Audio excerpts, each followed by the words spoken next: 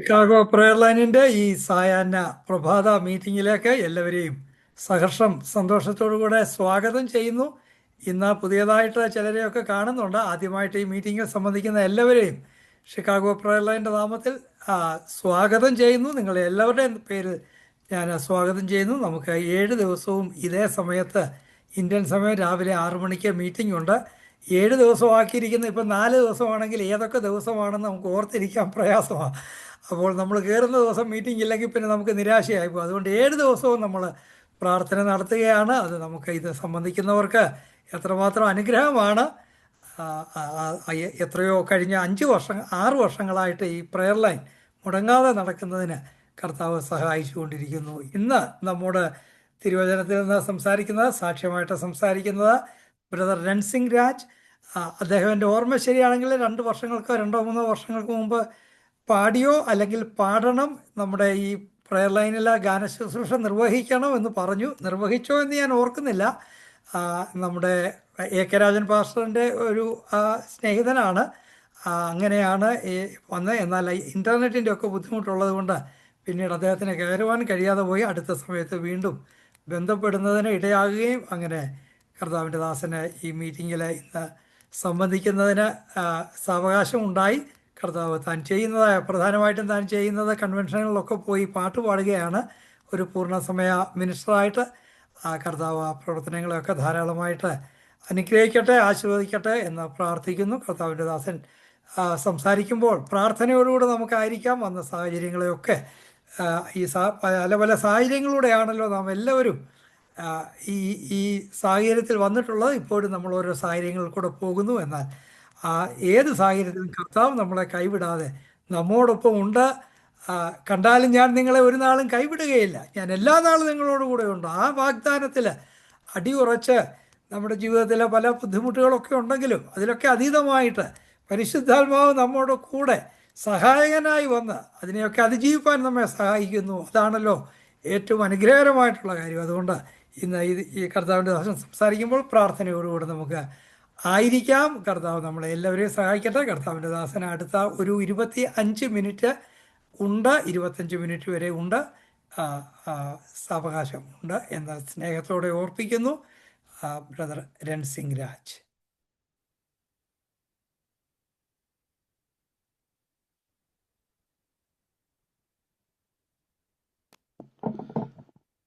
ദൈവത്തിരുനാമം മഹത്വപ്പെടുമാറാകട്ടെ. ഈ അനുഗ്രഹമേറിയ നല്ല പ്രഭാതത്തെ ഓർത്ത് കർത്താവിനെ സ്തുതിക്കുന്നു, മഹത്വപ്പെടുത്തുന്നു. ഈ ശുശ്രൂഷകൾ ലീഡ് ചെയ്യുന്ന പ്രിയ അനീഷ് പാസ്റ്റർ അവറുകൾ, ഈ സൂം പ്ലാറ്റ്ഫോമിലായിരിക്കുന്ന എല്ലാ ദൈവദാസന്മാരും ദൈവമക്കൾ, പ്രത്യേകാൽ എന്നെ ഈ സൂം പ്ലാറ്റ്ഫോം പരിചയപ്പെടുത്തിയ എ കെ രാജൻ പാസ്റ്റർ, അദ്ദേഹം ഇതിനകത്ത് ഇല്ലെങ്കിലും പ്രത്യേകാൽ വന്ദനം അറിയിക്കുന്നു. ഇങ്ങനൊരു അവസരം ലഭ്യമായതിലും കർത്താവിനെ സ്തുതിക്കുന്നു, മഹത്വപ്പെടുത്തുന്നു. നമ്മുടെ കർത്താവിനെ ഒന്നിച്ചാരാധിപ്പാൻ ദൈവം ഒരുക്കി തന്ന ഈ നല്ല നിമിഷം വളരെ ശ്രേഷ്ഠകരമായ നിമിഷങ്ങളാണ്. ദൈവം തന്നിരിക്കുന്ന അവസരങ്ങൾ വളരെ വിലപ്പെട്ടതാണ്. നമുക്കൊന്നിച്ച് നമ്മുടെ കർത്താവിൻ്റെ മുഖത്തേക്ക് നോക്കാം. എൻ്റെ ജീവിതത്തിലെ ചില അനുഭവങ്ങൾ പങ്കുവയ്ക്കുക എന്ന് പറഞ്ഞാൽ, ദൈവവുമായി അടുത്തു വരാനുള്ള കാരണങ്ങൾ, ജീവിതത്തിൽ ഞാൻ ഇന്നായിരിക്കുന്ന ഈ മേഖലകൾ, ഇതിനെല്ലാം ദൈവം വഴികൾ ഒരുക്കിയതാണ്. ആ ദൈവത്തെ അല്പനേരം മഹത്വപ്പെടുത്തുക, കർത്താവിനെ കുറിച്ച് പറയുക എന്നുള്ളതാണ്. ഞാൻ പ്രാരംഭമായി ഒരു ദൈവവചനം വായിക്കുവാനായിട്ട് താല്പര്യപ്പെടുകയാണ്. ഇരമ്യാവിൻ്റെ പുസ്തകം 18-ാം അധ്യായം, അതിൻ്റെ 1 മുതൽ താഴോട്ടുള്ള വാക്യങ്ങൾ ഞാൻ വായിക്കുന്നു. യഹോവയിങ്കൽ നിന്ന് ഇരമ്യാവിന് ഉണ്ടായ അരുളപ്പാട് എന്തെന്നാൽ, നീ എഴുന്നേറ്റ് കുശവന്റെ വീട്ടിലേക്ക് ചെല്ലുക. അവിടെ വച്ച് ഞാൻ നിന്നെ എൻ്റെ വചനങ്ങളെ കേൾപ്പിക്കും. അങ്ങനെ ഞാൻ കുശവന്റെ വീട്ടിൽ ചെന്നപ്പോൾ അവൻ ചക്രത്തിന്മേൽ വേല ചെയ്തുകൊണ്ടിരുന്നു. കുശവൻ കളിമണ്ണ് കൊണ്ടുണ്ടാക്കിയ പാത്രം അവൻ്റെ കയ്യിൽ ചീത്തയായി പോയി. എന്നാൽ കുശവൻ അതിനെ തനിക്ക് തോന്നിയതുപോലെ മറ്റൊരു പാത്രമാക്കി തീർത്തു. ദൈവത്തിന് ഇഷ്ടമുള്ളതുപോലെ ആക്കാൻ നമ്മളെ സമർപ്പിക്കുക എന്നുള്ളതൊരു പ്രധാന കാര്യം തന്നെയാണ്. ഞാൻ എൻ്റെ ജീവിത അനുഭവത്തിൻ്റെ തുടക്കങ്ങൾ എൻ്റെ കുഞ്ഞുനാൾ മുതൽ ശരിക്കും നല്ലൊരു ഓർമ്മ എനിക്ക് വരുന്നതിന് മുന്നമേ പിതാവ് ഞങ്ങൾ ഉപേക്ഷിച്ച് പോയതാണ്. പിന്നെ മാതാവാണ് ഞങ്ങളെ വളർത്തിയത്. എനിക്കൊരു പെങ്ങളൂടെ ഉണ്ട്. ഞങ്ങളുടെ കുഞ്ഞുനാൾ വളരെയധികം ഭാരവും പ്രയാസവും നിറഞ്ഞ ഒരു സാഹചര്യത്തിലൂടെ ഞങ്ങൾ കടന്നു പോകേണ്ടതായിട്ട് വന്നു. കാരണം ഞങ്ങൾ ഒരു പുതിയ സ്ഥലത്താണ് ഞങ്ങൾ താമസിക്കുന്നത്. അപ്പോൾ തന്നെ ആരും ആ സ്ഥലത്തൂടെ യാത്ര ചെയ്യാറില്ല. അതിനും ഒരു കാരണമായി പിന്നത്തേതിൽ മനസ്സിലായത്, ഞങ്ങൾ താമസിക്കുന്നതിനടുത്തൊരു മാവുണ്ട്. ആ മാവിൽ ഏതോ ഒരു വ്യക്തി ആത്മഹത്യ ചെയ്തു എന്നുള്ളൊരു ശ്രുതിയും ആ ദേശത്ത് ഉണ്ടായിട്ടുണ്ട്. അങ്ങനെ പകലോ ഒരു സമയത്തും ഞങ്ങൾ ആ താമസിക്കുന്ന സ്ഥലത്തേക്ക് ആരും വരാറില്ല. ഞാനും അമ്മയും പെങ്ങൾ മാത്രമാണ് അവിടെ താമസിക്കുന്നത്. ഓല കൊണ്ടുള്ള ഒരു വീടാണ്, ഓല കൊണ്ടുള്ള ഡോറാണ്. അപ്പം അങ്ങനെ ഒരു സാഹചര്യത്തിലാണ് ഞങ്ങൾ വളർന്നു വന്നത്. രാത്രികളിലൊക്കെ ആകുമ്പോൾ വളരെ ഭയപ്പാടിൻ്റെ നിമിഷങ്ങൾ ഞങ്ങളുടെ ജീവിതത്തിലുണ്ടായിരുന്നു. ഉറങ്ങാൻ പറ്റുന്ന ഒരു സമയമല്ല രാത്രികളിൽ. എന്തെങ്കിലുമൊക്കെ അനക്കങ്ങൾ ഈ ഓലപ്പുറത്ത് വന്ന് തട്ടിയാൽ, ഞങ്ങൾ ചാരി വച്ചിരിക്കുന്ന ഓല കൊണ്ടുള്ള ഡോറിൽ പല്ലിയോ പാറ്റയോ എന്തെങ്കിലുമൊക്കെ പോയാൽ നന്നായി ശബ്ദം കേൾക്കും. അപ്പോൾ അതൊരു ഭയപ്പാട് തന്നെയായിരുന്നു. അങ്ങനെ മുന്നോട്ട് നീങ്ങിയ ഒരു കാലഘട്ടം എൻ്റെ ജീവിതത്തിലുണ്ടായിരുന്നു. അങ്ങനെ ഇരിക്കുമ്പോഴാണ് എനിക്ക് ഒരു അനാഥശാലയിൽ പോകാനുള്ളൊരു ക്രമീകരണം ഉണ്ടായത്. അത് 5 വയസ്സായാലേ അവിടെ എടുക്കത്തുള്ളൂ. അങ്ങനെ ഞങ്ങൾ അടുത്തുള്ള ഒരു CSI ചർച്ചുമായി ബന്ധപ്പെട്ടു. അവിടുത്തെ അച്ഛനോട് കാര്യങ്ങൾ പറഞ്ഞു. അച്ഛനാണ് ആ കാര്യങ്ങളെല്ലാം ക്രമീകരിക്കേണ്ടത്. അങ്ങനെ 5 വയസ്സായപ്പോൾ എന്നെ അനാഥശാലയിലേക്ക് മാറ്റി. കാരണം പിതാവില്ലാത്തതുകൊണ്ടാണ്. അന്നത്തെ സാഹചര്യം ആഹാരത്തിനോ മറ്റു വസ്ത്രത്തിനോ ഒന്നും ഭയങ്കര ബുദ്ധിമുട്ടുള്ള ഒരു കാലഘട്ടം. ഒത്തിരി പട്ടിണി കിടന്നിട്ടുണ്ട് എന്നുള്ളതിനെ പറ്റിയൊക്കെ മാതാവ് പറഞ്ഞിട്ടുണ്ട്. ഒത്തിരി തകർന്നു പോയ നിമിഷങ്ങൾ ഉണ്ടായിട്ടുണ്ട്. എന്നാൽ അവിടെ നിന്നെല്ലാം അങ്ങനെ ഞാൻ അനാഥശാലയിലേക്ക് പോവുകയും ഏതാണ്ട് അവിടെ ഒരു 8 വർഷത്തോളം അവിടെ നിന്ന് പഠിച്ചു. പക്ഷെ അവിടെ പഠനത്തിനൊന്നും വലിയ പ്രാധാന്യം ഉണ്ടായിരുന്നില്ല. വാസ്തവത്തിൽ അവിടെ കൊണ്ടുവിടുന്ന കുട്ടികൾ ഭക്ഷണമില്ലാതെ, വസ്ത്രമില്ലാതെ അങ്ങനെ ഒറ്റപ്പെട്ടു പോകുന്ന ഒരു സാഹചര്യത്തിലുള്ള കുഞ്ഞുങ്ങളെയാണ് അവിടെ വളർത്തുന്നത്. അപ്പോൾ അതിന് വേണ്ടുന്ന സാഹചര്യങ്ങളുണ്ട്. പക്ഷെ അവിടെ സ്കൂളിൽ പഠിക്കാനുള്ള സാഹചര്യമുണ്ട്. പക്ഷെ അതിനെ പ്രോത്സാഹിപ്പിക്കാനോ പഠിപ്പിക്കാനോ ഉള്ള സംവിധാനങ്ങൾ അവിടെയില്ല. അങ്ങനെ വിദ്യാഭ്യാസ മേഖലയിൽ എനിക്ക് ശരിയായി മുന്നോട്ട് പോകാൻ കഴിഞ്ഞിട്ടില്ല. 8ാം ക്ലാസ് വരെ ഞാൻ പഠിച്ചിട്ടുള്ളൂ. അത് കഴിഞ്ഞ് കൂലിപ്പണിക്ക് പോവുകയായിരുന്നു. മുന്നോട്ട് പോകാൻ നിവൃത്തിയില്ലാത്തത് കൊണ്ട് ഞാൻ അനാഥശാലയിൽ നിന്ന് ഏതാണ്ട് 8 വർഷം കഴിഞ്ഞപ്പോൾ ഞാൻ നാട്ടിലേക്ക് കടന്നു വന്നു. എൻ്റെ നാട് പേരൊന്നും ഞാൻ പറഞ്ഞില്ലല്ലോ. എൻ്റെ നാട് ശരിക്കും തിരുവനന്തപുരമാണ്. തിരുവനന്തപുരം നെയ്യാറ്റിൻകര. ഇപ്പോൾ ഞങ്ങൾ താമസിക്കുന്നത് എറണാകുളം ചോറ്റാനിക്കരയാണ് ഇപ്പോൾ ഞങ്ങൾ താമസിക്കുന്നത്. അങ്ങനെ അന്നത്തെ 8ാം ക്ലാസ് പഠനം കഴിഞ്ഞിട്ട് മുന്നോട്ടുള്ള ജീവിതത്തിന് നിവൃത്തിയില്ലാതെ വന്നപ്പോൾ ഞാൻ ഈ പറഞ്ഞ പോലെ കൂലിപ്പണിക്ക് പോകേണ്ടതായിട്ട് വന്നു. കൂലിപ്പണിക്ക് പോയി കുറേ നാളുകൾ അങ്ങനെ ഞാൻ മുന്നോട്ട് പോയി. അങ്ങനെ കിട്ടുന്ന ചെറിയ ഒരു തുക കൊണ്ട് വീട് കഴിഞ്ഞു.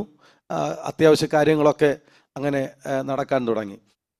അങ്ങനെ ഇരിക്കുമ്പോഴാണ് എൻ്റെ മാതാവ് ആ, ഒരു ഒരു ഒരു ആരാധനാലയം എനിക്ക് പരിചയപ്പെടുത്തി തരുന്നത്.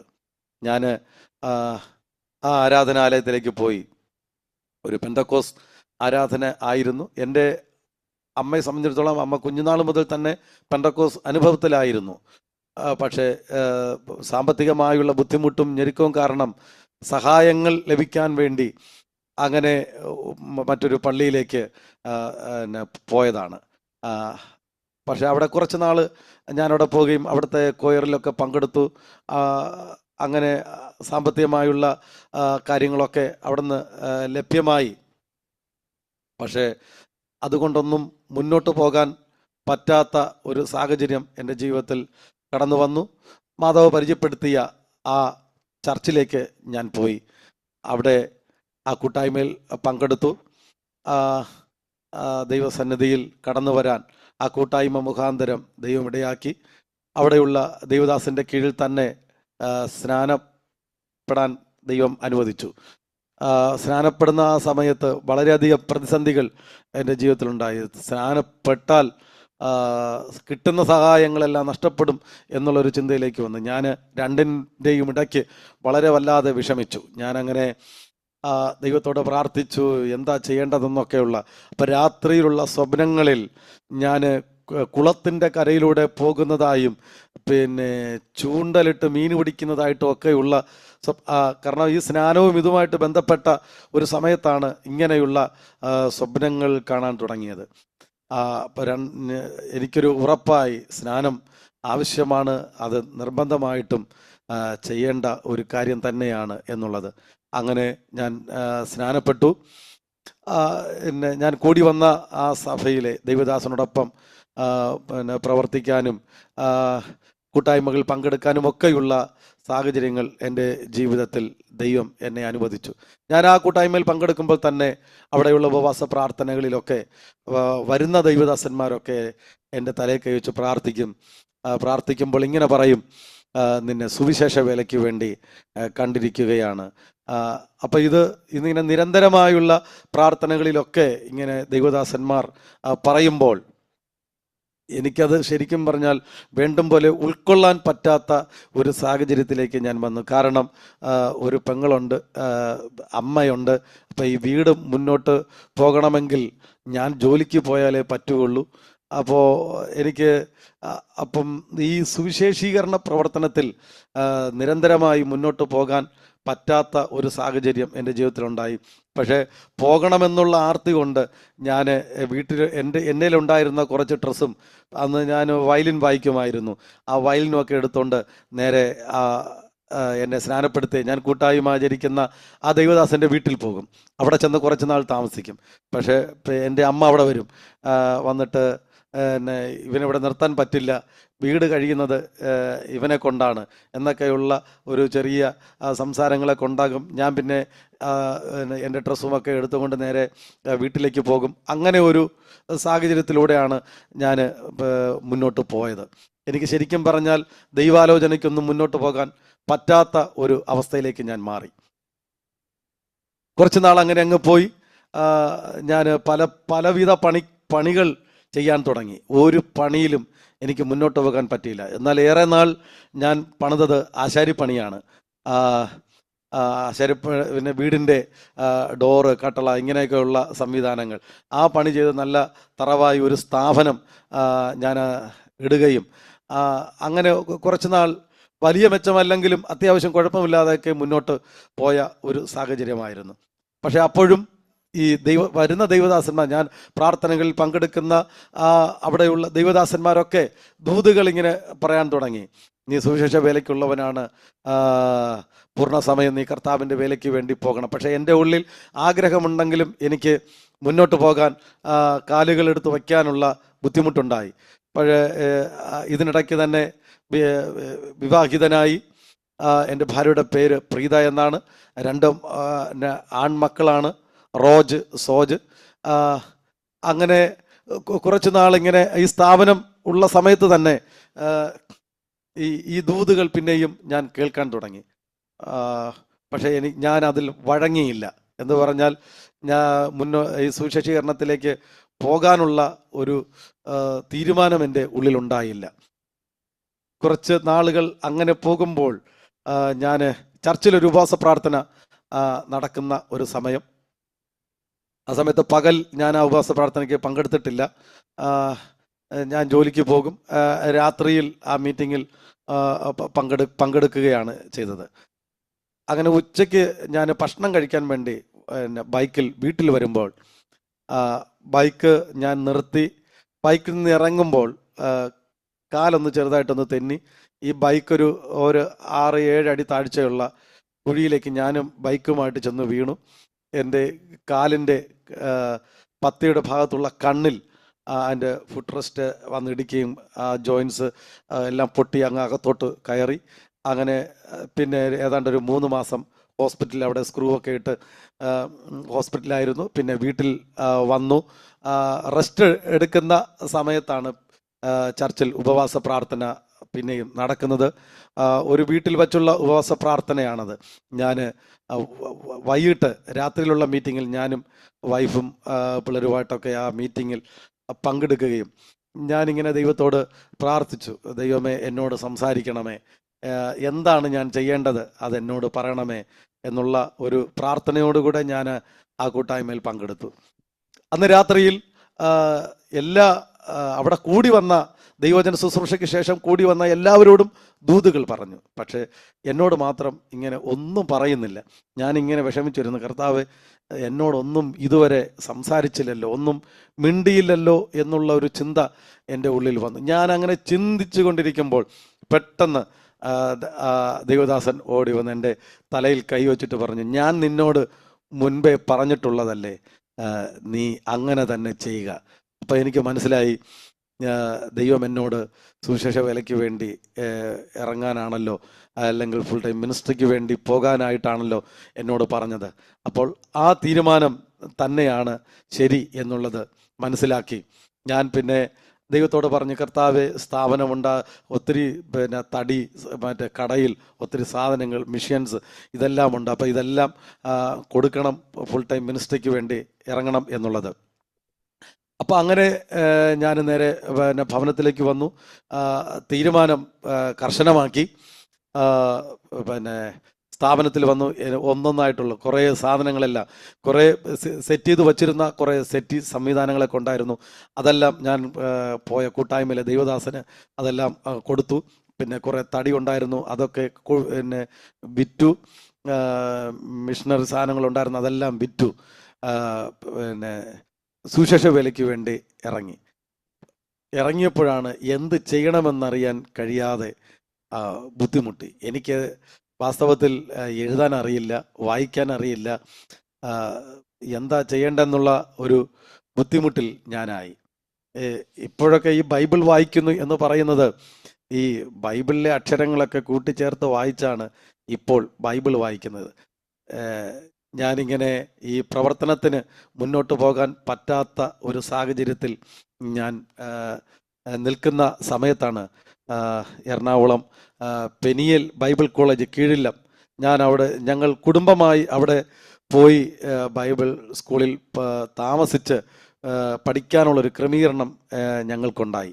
ഞങ്ങളങ്ങനെ ആ പെനിയൽ ബൈബിൾ കോളേജിലേക്ക് കടന്നുപോയി. അതിന് കാരണമായി തീർന്നത് തൃശ്ശൂരിലുള്ള K.O. തോമസ് എന്ന് പറയുന്ന ഒരു ദൈവദാസനാണ്. അദ്ദേഹം അന്ന് എൻ്റെ കയ്യിൽ ഒരു 500 രൂപയും എടുത്ത് തന്ന് അവിടെ പോകാനുള്ള ക്രമീകരണങ്ങളൊക്കെ ചെയ്തു തന്നു. അങ്ങനെ ഞങ്ങൾ അവിടെ പോയി ഒരു സെമസ്റ്റർ പഠിച്ചെന്ന് പറയുമ്പോൾ ഈ ബൈബിൾ കോളേജിലെ ടീച്ചർമാർ വളരെ സ്പീഡിലാണ് നോട്ടുകൾ പറയുന്നത്. അദ്ദേഹം പറയുന്ന നോട്ടുകൾ ഞാൻ ആകെ കൂടെ പുസ്തകം വീട്ടിൽ കൊണ്ടുവരുമ്പോൾ ഒരു 2 വരിയോ 3 വരിയോ കാണുകയുള്ളൂ, ബാക്കി ഒന്നും അതിനകത്തുണ്ടാവില്ല. കാരണം പറഞ്ഞു പോകുന്നതൊന്നും എഴുതി തീർക്കാനുള്ള സ്പീഡ് എനിക്കില്ല, അക്ഷരങ്ങളൊന്നും അതിനകത്തുണ്ടാവില്ല. ഞാൻ എഴുതിയ ആ ലെറ്റർ വേറെ ആർക്കും വായിക്കാൻ പറ്റില്ല, അത് ഏത് ഭാഷയാണെന്ന് പോലും ആർക്കും അറിയില്ല. അത്രയ്ക്കും ബുദ്ധിമുട്ടുള്ള ഒരു രീതിയിലായിരുന്നു. അവിടെ എക്സാം വന്ന സമയത്ത് അവിടുത്തെ ദൈവദാസൻ എന്നോട് പറഞ്ഞു, പരീക്ഷ എഴുതാൻ പറ്റുന്നില്ലെങ്കിൽ നമുക്ക് ഈ ക്ലാസ് മുന്നോട്ട് കൊണ്ടുപോകാൻ പറ്റില്ല എന്നെന്നോട് പറഞ്ഞു. പക്ഷേ അത് ശരിയായ ഒരു തീരുമാനം തന്നെയായിരുന്നു. ഇത്രയും പേർക്ക് ഞങ്ങൾ കുടുംബമായിട്ടെന്ന് പറയുമ്പോൾ ഞാനും വൈഫും 2 പിള്ളേരും. അപ്പോൾ ഇവർക്ക് നമുക്ക് വെറുതെ ഫുഡ് തന്ന് സമയം കളയണ്ടല്ലോ എന്നുള്ളതായിരിക്കാം.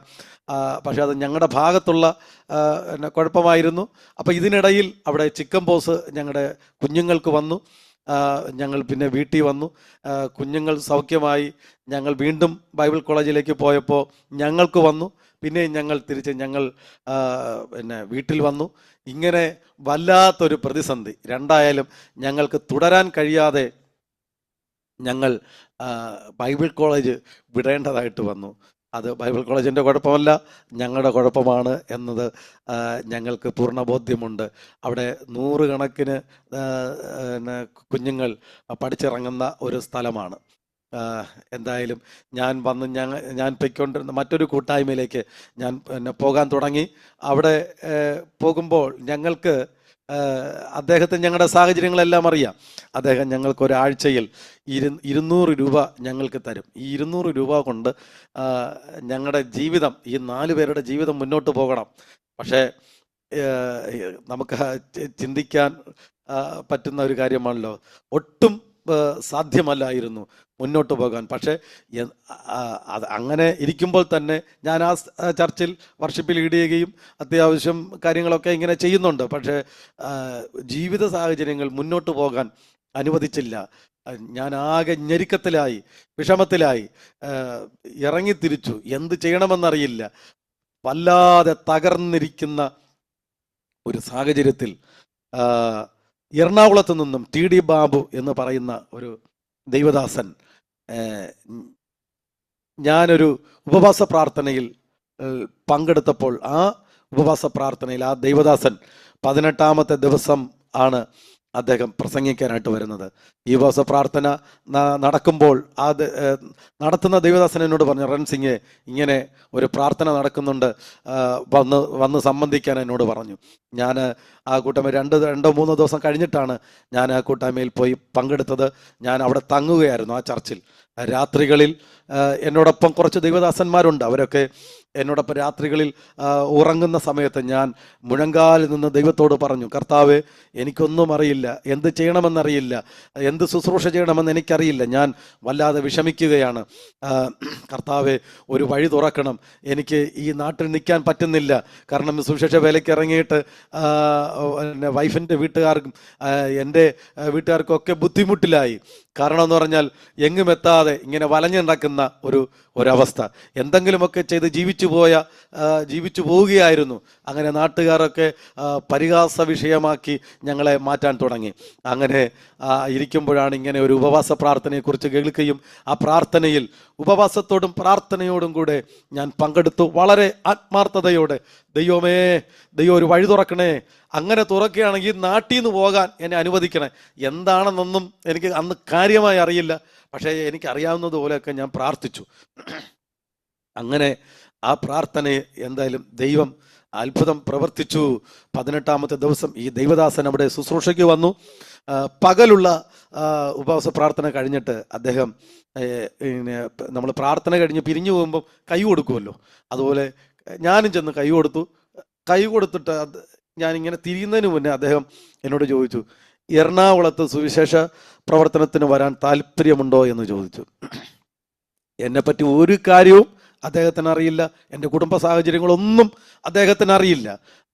പക്ഷേ ഈ ഒരു വാക്ക് കേട്ടപ്പോൾ ഞാൻ ദൈവത്തോട് സംസാരിച്ച കാര്യങ്ങളാണ്, കർത്താവെ, വഴി തുറക്കണേ, വഴി തുറക്കണേ.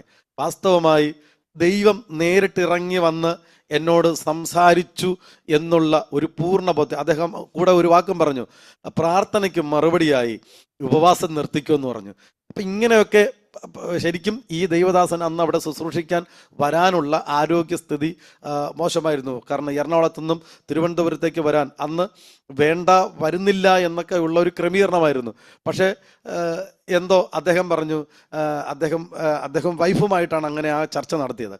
പക്ഷേ എന്തോ ഒരു നിയോഗമുണ്ട്, എനിക്ക് പോകണം എന്ന് പറഞ്ഞാണ് ആ മീറ്റിങ്ങിന് അദ്ദേഹം വന്നത്. പക്ഷെ അത് എനിക്ക് വേണ്ടി മാത്രമായിരുന്നു എന്നുള്ളത് എനിക്ക് ബോധ്യമായി. എൻ്റെ പ്രാർത്ഥനയ്ക്ക് മറുപടി തരാൻ വേണ്ടിയാണ് ആ ദൈവദാസനെ ദൈവം അവിടെ അയച്ചത്. പ്രിയരെ, അദ്ദേഹം കടന്നു വന്നു. എറണാകുളത്ത് ഇന്നും ഞാൻ ആ ദൈവദാസനോടൊപ്പമാണ് ഈ ശുശ്രൂഷകളിൽ പങ്കെടുക്കുന്നത്. ഞാൻ കൂട്ടായ്മ ആചരിക്കും. ഞങ്ങൾ കുടുംബമായി കർത്താവിൻ്റെ വേല ഇവിടെ ചെയ്തു വരികയാണ്. ദൈവത്തിൻ്റെ ഇഷ്ടത്തിനു വേണ്ടി നമ്മളെ ഏൽപ്പിച്ച് കൊടുക്കുക എന്നുള്ളത് ഒരു ചെറിയ കാര്യമല്ല. നമ്മുടെ ഇഷ്ടങ്ങൾ ഒത്തിരി ഉണ്ട്, നമ്മുടെ ഹിതങ്ങളുണ്ട്. നമ്മൾ വിചാരിക്കും എന്താ ഇങ്ങനെ പോയാൽ മതി, ഇങ്ങനെ പോയാൽ മതി, പൂർണ്ണ സമയം ഇങ്ങനെ ഇറങ്ങണ്ട, അല്ലെങ്കിൽ ഇങ്ങനെ എന്താ ജോലി ചെയ്ത് സുവിശേഷ വേല ചെയ്യണം. അതും പൗലോസ് പഠിപ്പിക്കുന്നുണ്ട്. പക്ഷേ എനിക്ക് ജോലി ചെയ്യാനുള്ള ഒരു ബുദ്ധിമുട്ടും എനിക്ക് ഇന്നുമില്ല. ജോലി ചെയ്യാൻ ഉത്സാഹം ഉള്ള ഒരു വ്യക്തിയാണ്. പക്ഷെ പ്രവർത്തനത്തിൽ അല്ലെങ്കിൽ സുവിശേഷീകരണത്തിൽ പങ്കാളിയാകുക എന്നുള്ളതായിരുന്നു എൻ്റെ ബുദ്ധിമുട്ട്. ഞാൻ അങ്ങനെ പോയാൽ എൻ്റെ കാര്യങ്ങൾ എന്തായി തീരുമെന്നുള്ളതൊക്കെ ആയിരുന്നു. പക്ഷെ എല്ലാറ്റിനും മറുപടിയായി കർത്താവ് അവിടെ അത്ഭുതം പ്രവർത്തിച്ചു. ഞങ്ങൾ 1-2 ആഴ്ചകൾ കഴിയുമ്പോൾ തന്നെ ഞങ്ങൾ എറണാകുളത്തേക്ക് അതിനുള്ള സംവിധാനങ്ങളെല്ലാം ചെയ്തു. സ്കൂളിൽ ഞങ്ങളുടെ കുഞ്ഞുങ്ങളുടെ ക്രമീകരണങ്ങളെല്ലാം ചെയ്യാൻ ആ ദൈവദാസൻ മുഖാന്തരം ക്രമീകരണങ്ങൾ ഉണ്ടായി. ഞാൻ ഇത് പറയുമ്പോൾ തന്നെ പ്രാർത്ഥനയുടെ ശക്തി എത്രമാത്രം വലിപ്പമാണ് എന്നുള്ളത് കൂടെ ഞാൻ പറയാനായിട്ട് ആഗ്രഹിക്കുകയാണ്. ഹൃദയംഗമായി നമ്മൾ സാധാരണ പ്രാർത്ഥിക്കും. രാവിലെ എണീക്കുമ്പോൾ കർത്താവേ രാവിലെ എന്നെ കാത്തുകൊള്ളണമേ, സഹായിക്കണമേ, ഇന്നത്തെ യാത്രയിലെല്ലാം സഹായിക്കണം. ഇതല്ല സ്വാഭാവികമായുള്ള നമ്മൾ ഹൃദയത്തിൽ തങ്ങിക്കിടക്കുന്ന പ്രാർത്ഥന പദങ്ങളാണ് ഇതെല്ലാം പറയുന്നത്. രാത്രിയിൽ നമ്മൾ ചെന്ന് കിടക്കുമ്പോൾ കർത്താവേ കാത്തുകൊള്ളണമേ, നമ്മൾ കുറെ കാര്യങ്ങൾ ദൈവത്തോട് പറയും. അപ്പോൾ അതൊക്കെ പക്ഷെ ഇതൊന്നും പ്രാർത്ഥന അല്ല എന്നല്ല, നമ്മൾ പ്രാർത്ഥിക്കുന്ന പ്രാർത്ഥന അത് ആവശ്യമുള്ളതാണ്. പക്ഷേ ചില വിഷയങ്ങൾ വരുമ്പോൾ നമ്മൾ അടിയന്തരമായി നമ്മൾ മുഴങ്കാലിലിരുന്ന് പ്രാർത്ഥിക്കുന്ന ചില സന്ദർഭങ്ങളുണ്ട്. പക്ഷെ അങ്ങനെയുള്ള പ്രാർത്ഥനയ്ക്കൊന്നും മറുപടി ലഭിക്കാതിരുന്നിട്ടില്ല. ദൈവം സകലത്തിനും മറുപടി തരുന്ന ദൈവമാണ്. ഒന്നുകിൽ നമ്മൾ പ്രാർത്ഥിച്ച വിഷയത്തിന് മറുപടി തരില്ല എന്ന് പറയും, ഇല്ലെങ്കിൽ ആ മറുപടി തന്നു എന്ന്. ഇത് രണ്ടും ദൈവം നമ്മോട് സംസാരിക്കുന്ന കാര്യങ്ങൾ തന്നെയാണ്. നമ്മൾ ഹൃദയംഗമായി പ്രാർത്ഥിക്കാൻ ദൈവസന്നിധിയിൽ മുഴങ്കാലിരുന്നാൽ നിശ്ചയമായും നമ്മുടെ പ്രാർത്ഥന കേട്ട് നമുക്ക് മറുപടി തരുന്ന ഒരു ദൈവം ജീവിക്കുന്നു എന്നുള്ളത് ഏറ്റവും വലിയ ഒരു കാര്യം തന്നെയാണ്. അപ്പോൾ തന്നെ നമ്മളെ തന്നെ ദൈവകരങ്ങളിൽ പൂർണ്ണമായി സമർപ്പിക്കണം. കർത്താവേ, എന്നെ കൊണ്ടുള്ള ദൈവത്തിൻ്റെ ഉദ്ദേശം എന്താണ് എന്നുള്ളത്. ഞാൻ വായിച്ചതുപോലെ യിരെമ്യാവ് പ്രവാചകനെ ആ കുശവന്റെ ശാലയിലേക്ക് അങ്ങ് വിടുകയാണ്. എന്താണ് അവിടെ കുശവൻ ചെയ്യുന്നു എന്നുള്ളത്. അപ്പോൾ ദൈവത്തിൻ്റെ കൈകളിൽ ഇരിക്കുന്ന നാം ഒന്ന് തകർന്നു പോയാൽ, ഒന്ന് വിഷമിച്ചാൽ നിശ്ചയമായും നമ്മൾ നഷ്ടപ്പെട്ടു പോകുകയില്ല. ദൈവം വീണ്ടും ദൈവത്തിന് ഇഷ്ടമുള്ളതുപോലെ പണിതെടുക്കാൻ നമ്മളെ തന്നെ പൂർണ്ണമായി ഒന്ന് സമർപ്പിച്ചു കൊടുക്കാമെങ്കിൽ നിശ്ചയമായും ദൈവത്തിന് ഹിതമുള്ള ഒരു പാത്രമായി നമ്മൾ മാറാൻ ദൈവം നമ്മെ ഉപയോഗിക്കും എന്നുള്ളതാണ്. ദൈവത്തിൻ്റെ ഇഷ്ടത്തിനുള്ളൊരു പാത്രമായി നമ്മൾ മാറണം. ദൈവത്തിന് പണിയാൻ നമ്മളെ വിട്ടുകൊടുക്കണം. അപ്പോൾ ദൈവത്തിന് ഇഷ്ടമുള്ളതുപോലെ പണിയും. നമ്മൾ പറഞ്ഞു കൊടുക്കരുത്, കർത്താവ് എന്നെ ഇങ്ങനെ പണിയണം, എന്നെ ഇങ്ങനെ ആക്കണം എന്നൊന്നും നമ്മൾ ദൈവത്തെ പഠിപ്പിക്കണ്ട. പക്ഷെ ദൈവത്തിന് ഇഷ്ടമുള്ളതുപോലെ ദൈവം നമ്മെ പണിയും. അങ്ങനെ പണിതാൽ നമ്മൾ പ്രയോജനമുള്ളവരായി തീരും. ദൈവം നമ്മെ പ്രയോജനപ്പെടുത്തും എന്നുള്ളത് ഉറപ്പായിട്ടുള്ള ഒരു കാര്യം തന്നെയാണ്. അങ്ങനെയാണെങ്കിൽ പ്രിയരെ, ഇന്നത്തെ ഈ നല്ല ദിനം, ഈ നല്ല പ്രഭാതം നമുക്ക് നമ്മുടെ കർത്താവിനോട് നമുക്ക് പറയാം, കർത്താവേ, ഒരു കുശവന്റെ കയ്യിലെ കളിമണ്ണതുപോലെ ഞാൻ എന്നെ അങ്ങയുടെ കരങ്ങളിൽ സമർപ്പിക്കുന്നു. അങ്ങയ്ക്ക് ഇഷ്ടമുള്ളതുപോലെ എന്നെ പണിയണമേ, അങ്ങയ്ക്ക് ഹിതമുള്ളതുപോലെ എന്നെ പണിയണമേ. ഇതുവരെ നമ്മൾ പ്രാർത്ഥിച്ചത് ദൈവമേ ഇന്ന കാര്യം ചെയ്തു തരണേ, ഇന്ന കാര്യം ചെയ്തു തരണേ എന്നൊക്കെ ആയിരിക്കാം. പക്ഷെ ആ പ്രാർത്ഥന കുറച്ച് ഒന്ന് മാറ്റിവെച്ചിട്ട് ദൈവത്തോട് പറയാമോ, കർത്താവേ, ദൈവത്തിന് ഇഷ്ടമുള്ളതുപോലെ എന്നെ ഒന്ന് പണിയണമേ. കർത്താവ് പണിതാൽ അത് ദൈവത്തിന് ഉപയോഗമുള്ള പാത്രമായി മാറും. അത് ഏറ്റവും പ്രയോജനമുള്ള തിളങ്ങുന്ന പാത്രങ്ങളാക്കി മാറ്റാൻ ദൈവം നമ്മെ സഹായിക്കും എന്നുള്ളത് ഉറപ്പായ ഒരു കാര്യം തന്നെയാണ്. ഞാൻ സമയത്തിൻ്റെ പരിമിതികൾ കൊണ്ട് ഞാൻ വാക്കുകൾ ചുരുക്കുവാൻ താല്പര്യപ്പെടുന്നു. ഇപ്പോൾ അനേക ഇടങ്ങളിൽ ഞാൻ എന്നെ അങ്ങനെ ദൈവകരങ്ങളിൽ സമർപ്പിച്ചപ്പോൾ ദൈവത്തിന് പ്രയോജനമുള്ള ഒരു പാത്രമായി മാറാൻ അനേകിടങ്ങളിൽ കർത്താവിൻ്റെ ശുശ്രൂഷകനായി ഗാന ശുശ്രൂഷകൾ ചെയ്യാൻ, പരസ്യയോഗങ്ങളിൽ പോയി പിന്നെ പാട്ടുകൾ പാടാൻ, സുവിശേഷം അറിയിക്കാൻ, ഇങ്ങനെ ദൈവം ഉപയോഗിക്കുന്നു എന്നുള്ളതിൽ ഒരുപാട് സന്തോഷമുണ്ട്. അനേകരെ അങ്ങനെ കർത്താവ് ഉപയോഗിക്കട്ടെ. ഈ ശബ്ദം കേൾക്കുന്ന പ്രിയപ്പെട്ടവരെ കർത്താവ് അങ്ങനെ ഉപയോഗിക്കട്ടെ. ജീവിതത്തിൽ നല്ല തീരുമാനങ്ങൾ എടുക്കാൻ കർത്താവ് നമ്മെ സഹായിക്കട്ടെ എന്നുള്ള പ്രാർത്ഥനയോടുകൂടെ എൻ്റെ വാക്കുകൾ ഞാനിവിടെ ചുരുക്കുന്നു. ഇത്രയും സമയം അനുവദിച്ച് തന്ന പ്രിയ ദൈവദാസനും മറ്റ് എല്ലാ പ്രിയപ്പെട്ടവർക്കും കർത്താവിൻ്റെ നാമത്തിൽ നന്ദി പറഞ്ഞുകൊണ്ട് എൻ്റെ വാക്കുകൾ ചുരുക്കുന്നു. ദൈവം നമ്മെ അനുഗ്രഹിക്കുമാറാകട്ടെ. ആമേൻ, ആമേൻ. പ്രൈസലോട് പ്രൈസലോട്. പ്രിയമുള്ളവർ, എത്ര ശക്തമായിട്ടുള്ളൊരു സാക്ഷ്യമാണ് നമ്മൾ കേട്ടുകൊണ്ടിരുന്നത്. ഞാൻ 1-2 വാചകങ്ങൾ കൂടെ പറഞ്ഞതിന് ശേഷം പാസ്റ്റർ സുമൻ എബ്രഹാം ഇട്ടി പ്രാർത്ഥിക്കണമേ എന്ന് സ്നേഹത്തോടെ ഓർപ്പിക്കുന്നു. നമ്മൾ കേട്ടത്, പ്രിയമുള്ളവരെ, നമ്മൾ കർത്താവിൻ്റെ സന്നിധിയിൽ പൂർണ്ണമായിട്ട് നമ്മൾ സമർപ്പിക്കുമ്പോൾ കർത്താവ് എത്ര വലിയ കാര്യങ്ങളാണ് ചെയ്യുന്നത്. ആ കുശവൻ്റെ ഇഷ്ടമുള്ള ആ കളിമണ്ണിനെ ഇഷ്ടമുള്ള പാത്രമാക്കി അത് അവൻ്റെ കയ്യിൽ അത് തകർന്നു പോയെങ്കിൽ വീണ്ടും അതിനെ കുഴച്ച് ഉടച്ച് ഇഷ്ടമുള്ള മനോഹരമായൊരു പാത്രമാക്കി തീർക്കുകയാണ്. കർത്താവിൻ്റെ ദാസൻ പറഞ്ഞ പോലെ നമ്മുടെ പ്രാർത്ഥനകൾ നമുക്ക് ആവശ്യമുള്ളത്, നമുക്ക് ഇഷ്ടമുള്ളത്, അല്ലെങ്കിൽ നമുക്ക് ഇഷ്ടമുള്ള ജോലി തരണേ എന്നാണ് നമ്മുടെ പ്രാർത്ഥന. അല്ലാതെ കർത്താവിൻ്റെ ഹിതമാണോ, കർത്താവിൻ്റെ ഹിതം കർത്താവ് പ്രാർത്ഥിച്ച എന്താണ്? പിതാവേ നിൻ്റെ ഹിതം എന്നിൽ വരണമേ എന്നുള്ള അവൻ്റെ വേല ചെയ്യുന്നത്, അവൻ്റെ ഇഷ്ടം ചെയ്യുന്നതാണ് എൻ്റെ ആഹാരം എന്നൊക്കെയാണ് കർത്താവ് പറഞ്ഞു. പക്ഷെ നമ്മൾ പലപ്പോഴും പ്രാർത്ഥിക്കുന്നത് നമ്മുടെ ഇഷ്ടം ഇതിങ്ങ് ചെയ്തു തരണേ എന്ന് കർത്താവിനോട് പറയുക ചെയ്യുന്നത്.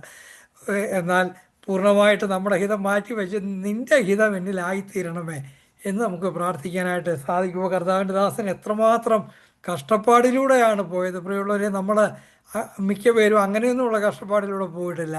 എത്രമാത്രം ചെറിയ പ്രായത്തിൽ തനിക്ക് 8ാം ക്ലാസ് വരെ പഠിക്കാൻ, നമ്മൾ പലരും PhDയും ഡോക്ടറേറ്റും ഒക്കെ കഴിഞ്ഞിട്ടാണ് ഇവിടെ ഇരിക്കുന്നത്. എന്നാൽ കർത്താവിൻ്റെ ദാസന് പരിമിതമായിട്ടുള്ള സാഹചര്യങ്ങളെ ഉണ്ടായിരുന്നുള്ളൂ. എന്നാൽ എത്ര ശക്തമായിട്ടാണ് കർത്താവ് തൻ്റെ ഹൃദയത്തിൻ്റെ ഉള്ളിൽ നിന്ന് ആ പ്രാർത്ഥന, കർത്താവ് അന്ന് ജീവിച്ചു പോകാനുള്ള സാഹചര്യമൊക്കെ ഉണ്ടായി. ഒരു ബിസിനസ്സൊക്കെ ഉണ്ടാക്കുക എന്ന് പറഞ്ഞാൽ ചെറിയ കാര്യമല്ല. നാട്ടിലൊക്കെ ഒരു ബിസിനസ് സ്ഥാപിക്കുക എന്ന് പറഞ്ഞാൽ ചെറിയ കാര്യമല്ല.